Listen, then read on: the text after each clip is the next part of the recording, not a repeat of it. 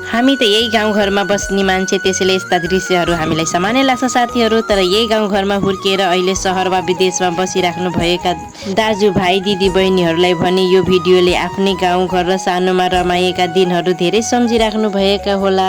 उहाँहरूलाई नि कस्तो रमाइलो लाग्छ होला है आफ्नो पुराना पलहरू फेरि सम्झेर। यो फर्सीको साग वर्षभरि खाएर पनि नपुग्ने मै मात्र हो कि अरू पनि हुनुहुन्छ?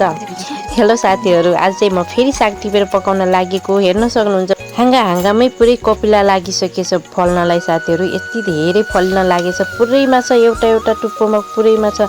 तर मलाई चाहिँ साग यति मनपर्छ, त्यसरी फल्न दिएर नि भएन नि त, खानु नि पर्यो साग। त्यसैले मैले चाहिँ मम्मीलाई सोधेर टिपिसकेँ साथीहरू। अनि घिउमा हालेर खानु यस्तो टेस्टी हुन्छ। मैले चाहिँ पहिला खान्थेन साथीहरू, घिउ पनि मन पर्थेन। अब चाहिँ एकदम मनपर्छ। अनि मैले त सागमा नि घिउ हालेर पकाउँछु। दुध त तर्न राखिदिन्छु साथीहरू, त्यही पनि मुनले हिँड्नै दिँदैन, मलाई हिँड्नै दिँदैन। बिहान उठ्ने बित्तिकै जबसम्म उसले खाना पाउँदैन मलाई हिँड्नै दिँदैन।